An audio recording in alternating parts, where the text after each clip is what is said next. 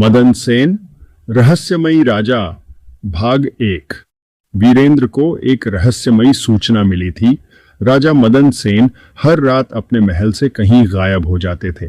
कोई नहीं जानता था कि वह कहां जाते हैं और क्यों। राज्यसभा को इस पर संदेह हुआ और उन्होंने वीरेंद्र को यह गुप्त जानकारी निकालने की जिम्मेदारी दी। एक रात जब पूरा महल अंधेरे में डूबा हुआ था, वीरेंद्र ने अपनी तलवार कमर में बांधी और छुपते छुपाते राजा के पीछे निकल पड़ा। राजा अकेले महल के पिछले दरवाजे से बाहर निकले और जंगल की ओर बढ़ने लगे। वीरेंद्र धीरे धीरे उनका पीछा कर रहा था। जंगल घना और डरावना था।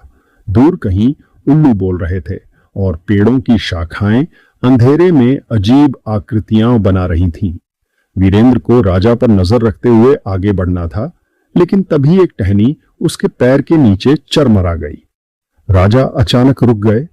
वीरेंद्र का दिल तेजी से धड़कने लगा।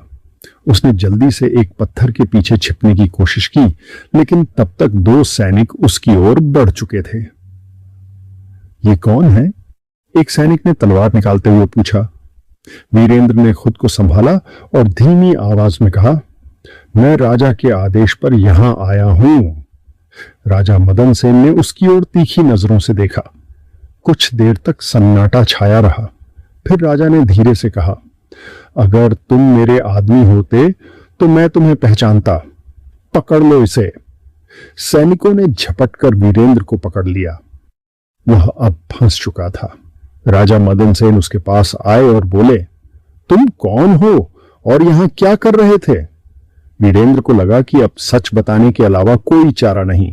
उसने कहा, मुझे राज्यसभा से भेजा गया था, यह पता लगाने के लिए कि आप हर रात कहां जाते हैं।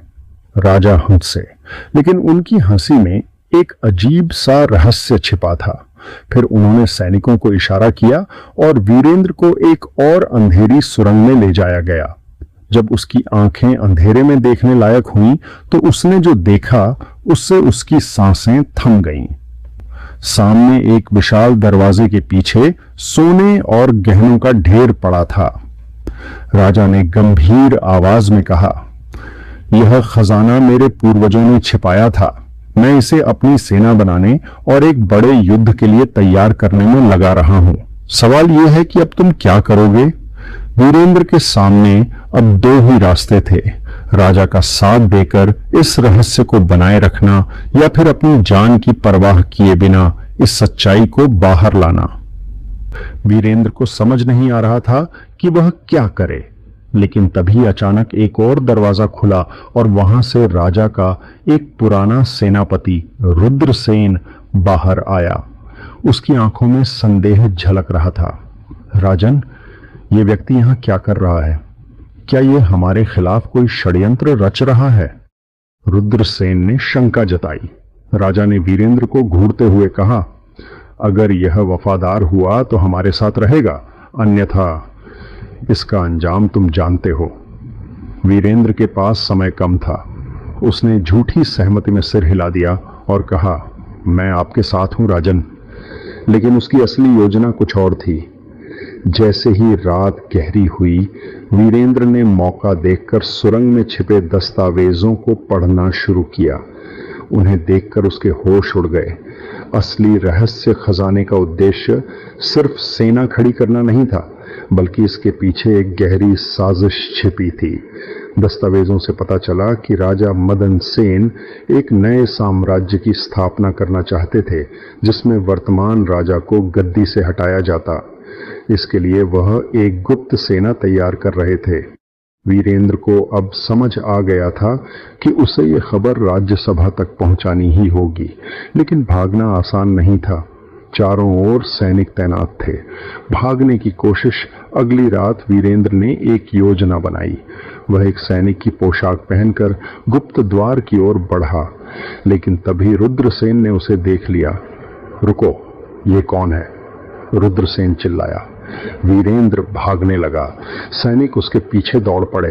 वह सुरंग से बाहर निकलने ही वाला था कि राजा मदन सेन स्वयं वहां आ गए। तुमने हमें धोखा दिया वीरेंद्र, अब तुम्हें इसकी कीमत चुकानी होगी। राजा गरजे। वीरेंद्र ने पास रखा एक मशाल उठाई और उसे खजाने के ढेर पर फेंक दिया। देखते ही देखते आग की लपटें उठने लगीं। अगर यह खजाना साजिश के लिए है तो इसे नष्ट करना ही बेहतर है, वीरेंद्र चिल्लाया। राजा और उसके सैनिक आग बुझाने की कोशिश करने लगे और इस अफरा तफरी में वीरेंद्र वहां से भागने में सफल हो गया। अंतिम टकराव वीरेंद्र राज्यसभा पहुंचा और पूरी साजिश का पर्दाफाश कर दिया। राजा मदन सेन को पकड़ने के लिए एक बड़ी सेना भेजी गई। जब सेना वहां पहुंची तो उन्होंने पाया कि राजा मदन सेन और उनके कुछ वफादार सैनिक भाग चुके थे, लेकिन उनका खजाना जल चुका था और उनका सपना ध्वस्त हो चुका था। कुछ वर्षों बाद वीरेंद्र को राज्यसभा में एक महत्वपूर्ण पद दिया गया, लेकिन एक सवाल हमेशा उसके मन में रहा, क्या राजा मदन सेन वापस आएंगे?